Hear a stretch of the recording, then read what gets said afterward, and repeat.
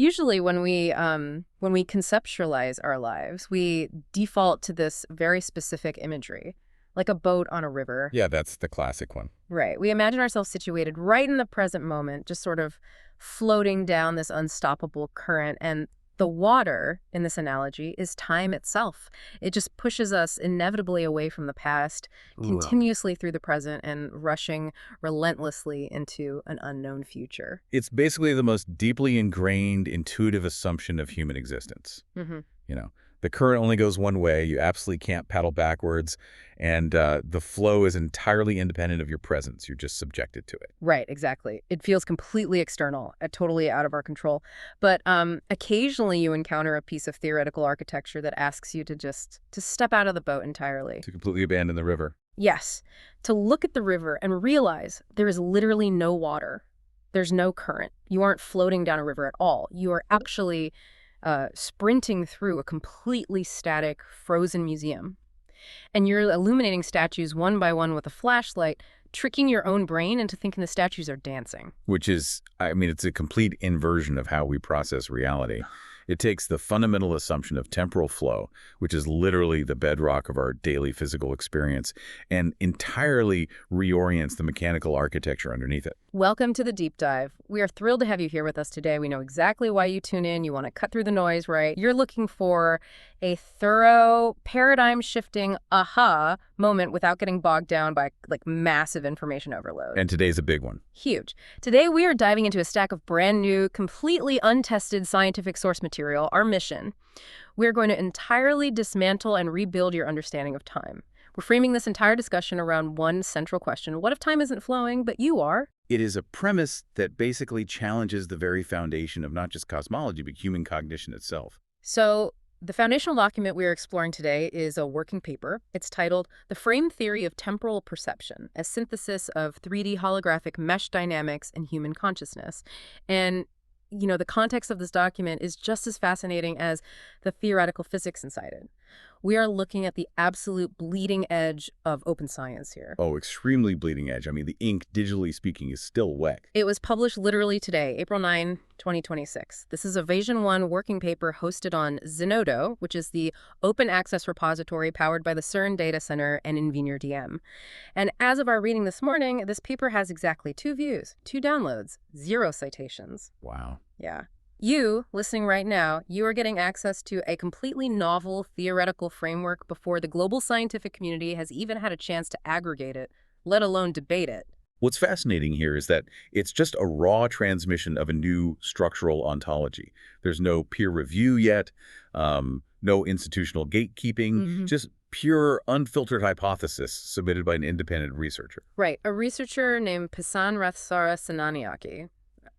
We don't have a massive legacy university laboratory attached to this name in the metadata. We just have the text. And looking at the keyword metadata alone, the sheer breadth of the disciplines Senanayake is attempting to bridge is staggering. It's highly ambitious. We have philosophy of time, cosmology, quantum consciousness, holographic principle, metaphysics, determinism, and cognitive perception. That specific combination of keywords really sets the stage for a monumental intellectual synthesis. Because to understand Senanayake's proposal, we have to marry the hard mathematics of the universe's topological structure with the entirely subjective, deeply personal neurobiology of human consciousness. Which is no small task. Not at all. So, before we jump right into this new frame theory, we really need to diagnose the specific problem Senanayake is trying to solve. The paper starts by outlining what it calls a profound dichotomy in how we have historically understood temporal perception. It kind of highlights the trap we've been stuck in for over a century. Yeah, the author correctly identifies that our investigation of time has been constrained by 2 dominant, totally conflicting models. The first is what the paper refers to as the classical linear progression model. Okay, let's unpack this. This is the riverboat, right? Precisely. It's the framework that Newtonian mechanics was built upon, and it aligns perfectly with our biological sensory input. In the linear progression model, time is an objective, universal property. It just ticks away independently. Like a giant cosmic clock. Exactly. If all conscious observers were removed from the universe tomorrow, the linear model suggests the cosmos would just keep ticking forward second by second without us. It's the arrow of time driven by entropy. The coffee gets cold, a glass shatters on the floor, and it doesn't magically unshatter. We age, the past is permanently gone, the future doesn't exist yet, and only the present now is actually real. I mean, it feels undeniably empirically true. It really does. It's how our brains are wired to survive. But as physics evolved, specifically with Einstein's relativity, that simple flowing river became mathematically untenable. Which brings us to the second half of the dichotomy that the paper points out, the nonlinear, deterministic, block universe interpretation. The block universe. This perspective is derived straight from Minkowski spacetime, isn't it? Yes, exactly. In this model, the flowing river doesn't exist at all. Instead, the past, the present, and the future all exist simultaneously. They are equally real, just embedded in a giant static four-dimensional block. So the Big Bang, the exact moment you are listening to this right now, and the ultimate heat death of the universe, they are all permanent fixtures within this rigid geometry. Right. And it's important to understand that the math of relativity actually forces this perspective. Because the speed of light is constant, time and space have to bend depending on an observer's relative speed and gravity. Time dilation. Exactly. This means there is no universal now. Two observers moving at very different speeds will actually disagree on whether two events happen simultaneously. And if there's no universal present moment, then past and future are just relative coordinates. They're no different than left and right. Exactly, just locations in space-time. So if linear time is like navigating down a live river, the block universe is like a DVD where the whole movie already exists on the disc, even if we're only watching scene 4. Yeah. Or like the entire river instantly frozen solid from its source all the way to the ocean. All the water exists at once. That's a great analogy. But I'm going to push back here. Why does the paper call this a profound dichotomy? If the math of relativity basically proves the block universe is real, shouldn't the debate just be over? Like, why do we need a new paradigm? What is fundamentally broken about these two ideas? What's fascinating here is that the block universe entirely fails to account for the one thing we know for absolutely certain, our conscious experience of flow. The paper states that historically we have failed to reconcile, and I quote, physical universal topology with subjective conscious experience. Physics gives us a mathematically rigorous static block, but our neurobiology, our psychology, screams that time is passing. Right. If my entire life, past, present, and future, is just a static, frozen worm of space-time embedded in a block, why am I only consciously experiencing this exact slice of the worm right now? Why is the illusion of flow so overwhelmingly convincing? That is the core paradox. Physics struggles to explain the neurobiological feeling of the present moment slipping into the past. And philosophy and cognitive science struggle to explain how our localized feeling of linear flow can possibly exist if the underlying geometry of the cosmos is entirely static. It's a massive disconnect. Huge. Senanayake's paper explicitly aims to dismantle what they call paradoxical simultaneous occurrence philosophies that try to force these two completely incompatible realities together. Because right now, they basically force you to either ignore the advanced physics of space-time just to validate your feelings, or ignore your fundamental conscious experience to validate the math. Exactly. It's an unacceptable compromise for a complete theory of reality. And Senanayake is proposing an architecture that breaks us out of that trap. Right. So because the old models completely fail to bridge that gap, Senanayake introduces a radically different structural ontology, the frame theory. And this relies on a core axiom that fundamentally rewrites our relationship with the cosmos. Yeah, let's get into the mechanics of it. The paper posits that the entire universe, encompassing all planetary systems, all physical events, all energetic exchanges, exists as a vast, static series of 3D holographic frames. Okay, let's visualize this for a second. We take the four-dimensional block universe we just talked about, but instead of a smooth, continuous block of space-time, it is quantized. It's sliced into distinct, infinitesimally thin, totally static frames. Yes, discrete, localized states. Think of it like each slice is a full 3D holographic representation of the entire universe at a specific frozen configuration. So in one frame, an electron is in one microposition. In the very next sequential frame, it is shifted by just a Planck length. Precisely. But the frames themselves do not move. They're completely static. The paper refers to it as a pre-existing geometric mesh.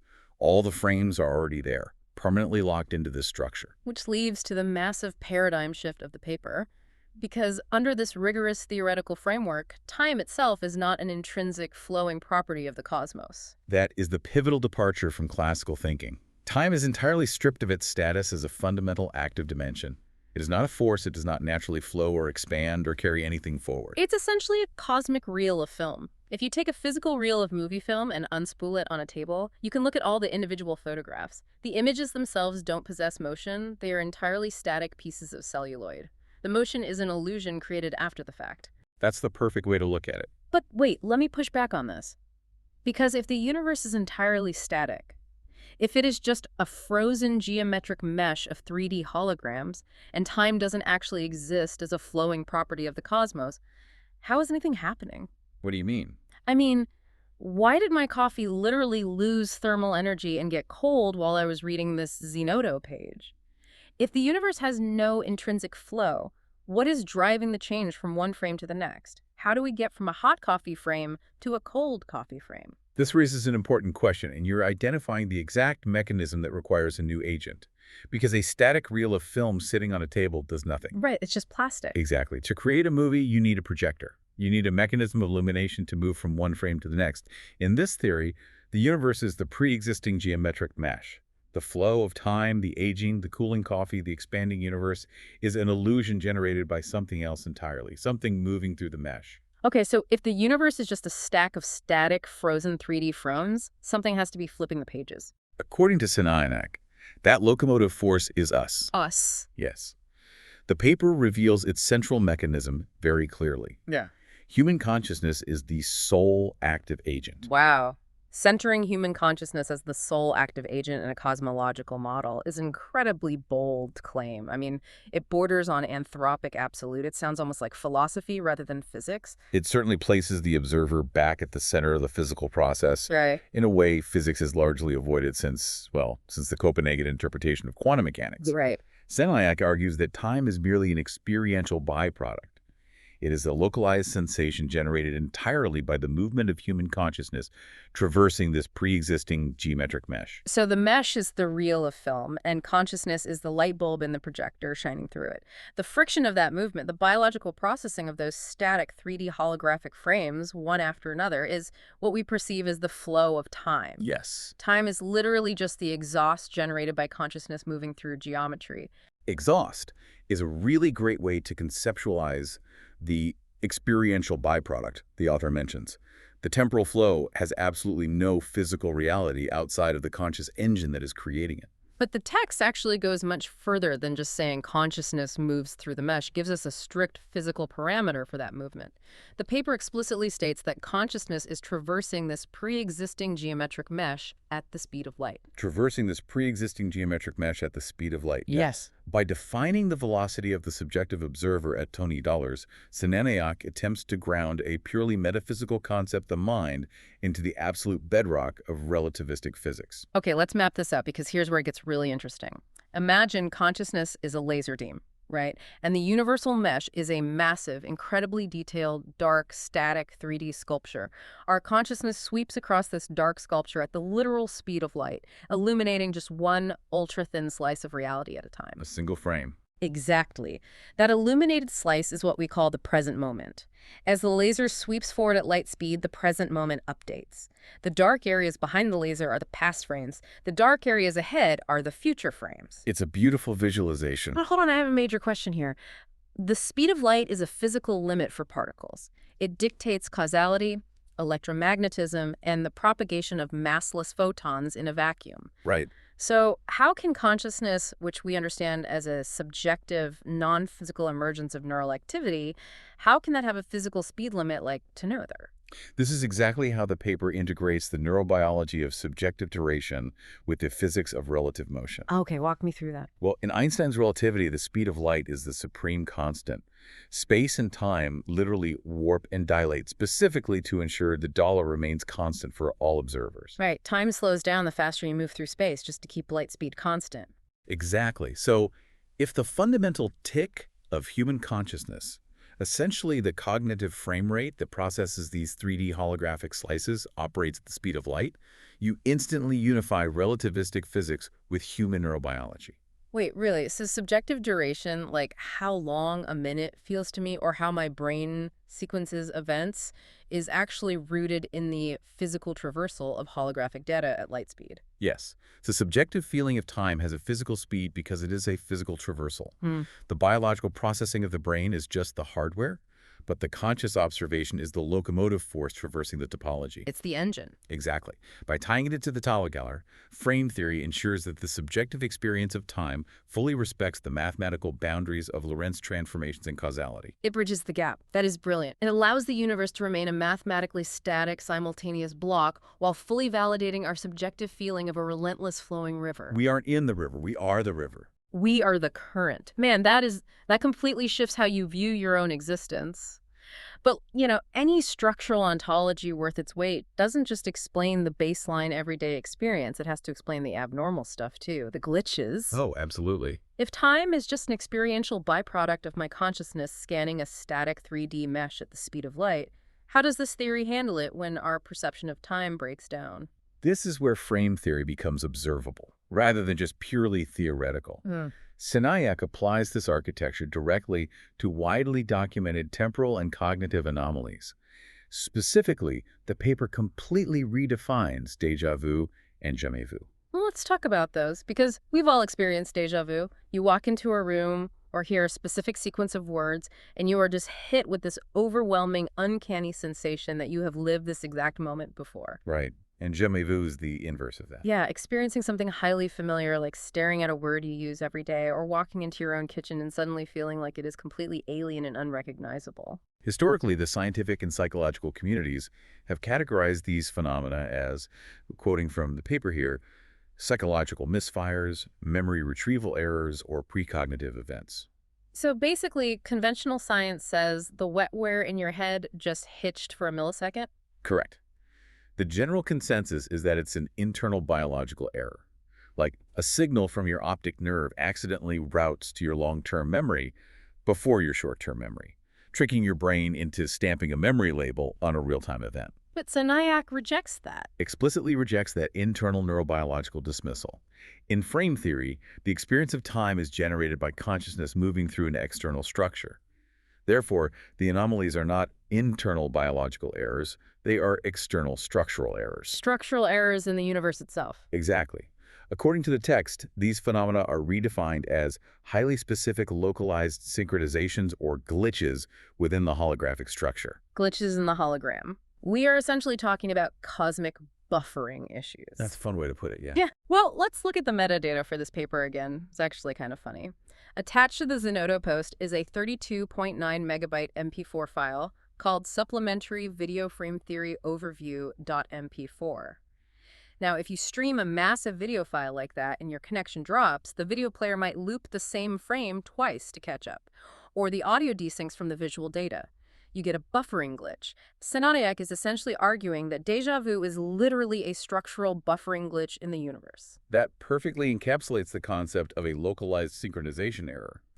Your consciousness essentially buffers against the mesh. But logically, why make that leap? I mean, Occam's razor suggests we shouldn't multiply entities beyond necessity. Isn't it profoundly simpler to just say the hippocampus in the brain had a microseizure or a routing error? It is simpler, yes. So why leap to the massive, universe-altering conclusion that the entire holographic structure of reality just glitched?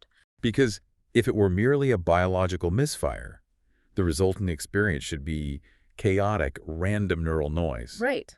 But the experience of déjà vu often carries a profound, mathematically precise sense of geometric and spatial familiarity.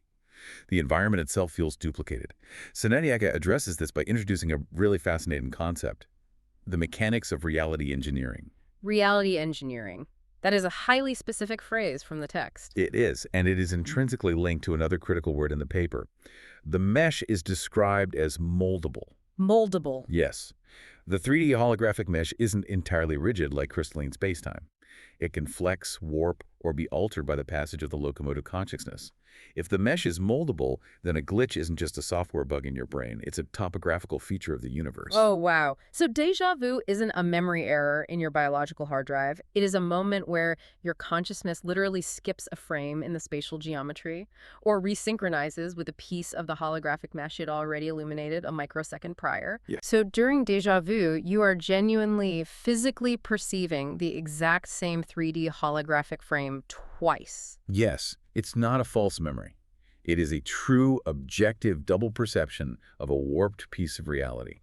The laser of your consciousness swept over the same groove in the universal sculpture twice because the mesh itself folded or molded. That is staggering. Frame theory basically shifts the burden of the anomaly from the internal biological machinery to the external interactive mechanical system between mind and geometry. That's exactly what it does. The implication that when I feel déjà vu, I am feeling a literal physical wrinkle in the 3D hologram of the universe, that just changes how I'll experience that feeling forever. It makes it a cosmological event rather than a neurological mistake. Right. Well, we have unpacked some incredibly dense, universe-breaking philosophy today.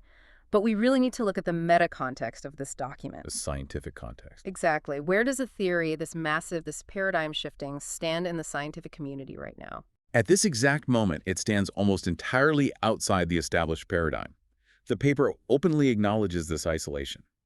If we connect this to the bigger picture, an extensive review of academic literature, physical science repositories, and preprint servers confirms that this specific synthesis is entirely novel. The phrase frame theory does exist in other disciplines, though, doesn't it? It does.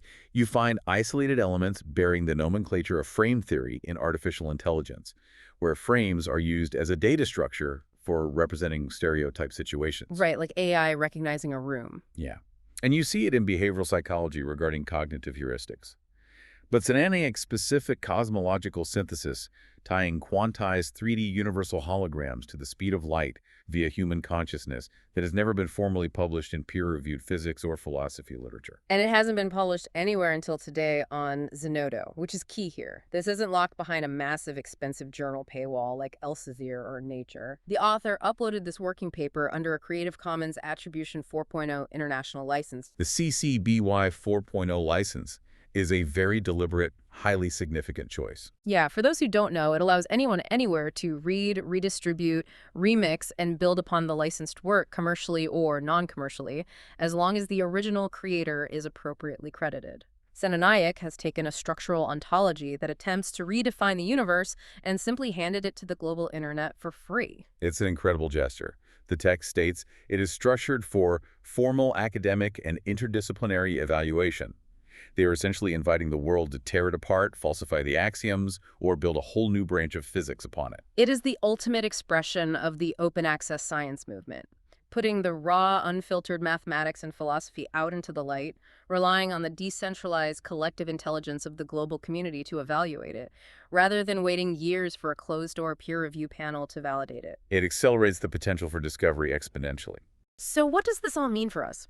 We have an independent researcher dropping a paper with 0 citations that completely upends the philosophy of time. How should a curious listener approach an untested, paradigm-shifting structural ontology like this? Do we just absorb it as a fascinating thought experiment, or is there a rigorous way for a layperson to evaluate it? We evaluate it by looking at the history of how scientific revolutions actually occur. Every major leap in physics started as radical mathematics or untested hypotheses that violently contradicted everyday intuitive perception. Like Copernicus. Exactly. Copernicus suggesting the Earth orbited the Sun contradicted the obvious daily visual evidence of the Sun moving across the sky. It sounded crazy to them. And Einstein proposing that time dilates and lengths contract based on speed sounded entirely absurd to classical Newtonian physicists. Everyday perception is a remarkably limited lens for understanding the true topology of the universe. So repositories like Zenodo are vital because they serve as the incubators for these potentially revolutionary yet currently untested ideas. Precisely. And the living ecosystem of these digital repositories provides a really fascinating contrast to the esoteric theories they host.